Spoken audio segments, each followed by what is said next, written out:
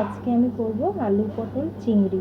তো আমি খুব সহজভাবে তোমাদের আজকে এই আলু পটল চিংড়িটা করে দেখাবো। তার জন্য দেখো, পটল কেটে নিয়েছি, আলু কেটে নিয়েছি, একটু আদা রসুন নিয়েছি আর একটু পেঁয়াজ কুচি নিয়েছি। মানে এখানে দুটো মিডিয়াম সাইজের পেঁয়াজ কুচি আছে, আর সাথে চিংড়ি মাছ তো আছে। এই দেখো, আগে থেকে ভেজে রেখেছি চিংড়ি মাছটা। তো চলো কীভাবে করছি। খুব চটজলদি এটা হয় রান্নাটা, মানে খেতে কিন্তু অসাধারণ টেস্টি হবে, কিন্তু আমি খুব সহজ পদ্ধতিতে তোমাদের এই রান্নাটা করে দেখাবো। তো চলো কীভাবে করি তোমরা দেখতে থাকো।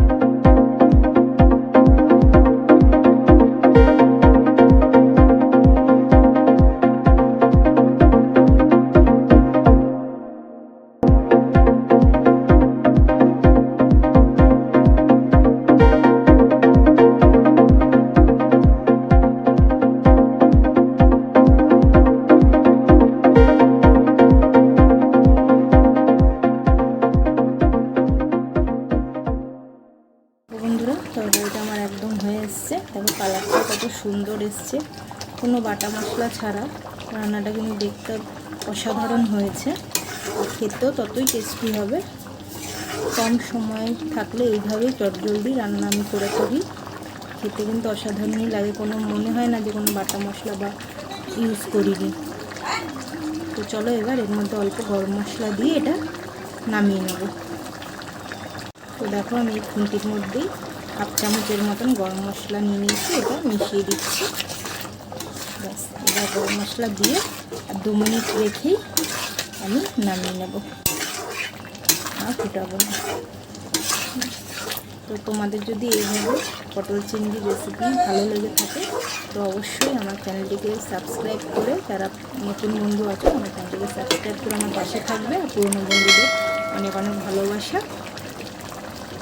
চলো আমার রান্না হয়ে গেছে, আমি বাটিতে এবার সার্ভ করে তোমাদের দেখাচ্ছি।